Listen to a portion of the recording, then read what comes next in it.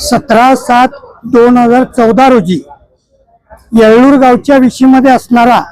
महाराष्ट्र राज्य येळ्ळूर हा बोर्ड संदर्भ प्रशासनानं येळ्ळूर गावच्या लोकांच्या वरती एकूण 7 खटले घातले होते। यामधील 5 खटल्यामध्ये या अगोदरच सर्व आरोपी निर्दोष झाले होते आणि आज उर्वरित 2 केसीमध्ये सुद्धा सर्व आरोपी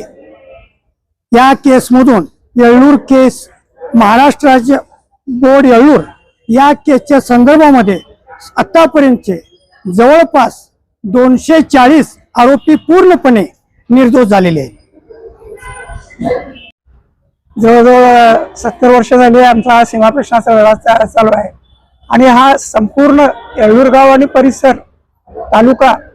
हा सगळा 80% वर सगळं मराठी भाषिक आहे आणि येळ्ळूरच्या काही कार्यकर्त्यांनी एक स्वाभिमानापोटी येळ्ळूर महाराष्ट्र राज्य बोर्ड हा विषयमध्ये आमच्या गावच्या लिहून उभं केले। कुठला तरी एक इकडचा एक कानडी अभिमानी माणूस आला, त्याने हे केला आणि तो उधळून टाकले म्हटल्यानंतर स्वतः मी परत एकदा बसवले, त्याने परत उकडून टाकले, ते घेऊन पण आले आणि जवळजवळ भरपूर पोलीस फोर्स गावच्या लायब्ररी समोर विशीमध्ये उभा होते। स्वाभिमानापोटी सर्व आमचे येळ्ळूरच्या माता भगिनी ह्या जोरदार एक अभिमानापोटी तिथे होत्या आणि हा जो प्रश्न चालू आहे या प्रश्नाला एक चालना देण्यासाठी म्हणून परत अगदी हे केले, त्यांनी सीमा प्रश्नाचा बोर्ड लिहिले आणि मग पोलिसांनी हा जो उपद्रव केलाय काही नसताना आता गावच्या विशीमध्ये जवळजवळ हजारो लोक बंधू आणि भगिनी उभ्या होत्या आणि पोलीस जवळजवळ 5-6 त्यांच्या पोलीसच्या गाड्या आणि जवळजवळ 100पेक्षा जास्त पोलीस होते। मी सगळ्यांना हटवण्याचा प्रयत्न केला पण आमचे सर्व स्वाभिमानी लोक म्हणाले की पोलीस हटवा। त्या पोलिसांना हटवायला मी गेलो आणि सांगायचं म्हटल्यानंतर त्याच्या अगोदर बर्मणीने गावच्या ह्याच्यामध्ये दहशत घेऊन जनावरांना सुद्धा मारून लहान मोठं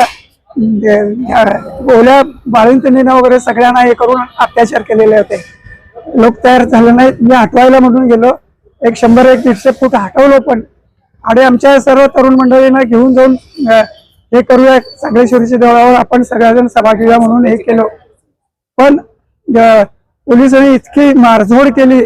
आणि त्याचा परिणाम असा झाला की खोट्या केसेस घालून जवळजवळ 150 लोकांच्या वर पेक्षा 250 लोकांच्या पेक्षाही केसेस घातल्या। आज त्याचा आमचे श्याम पाटील, आमचे श्याम सुंदर पत्तार आणि हंपन्नवर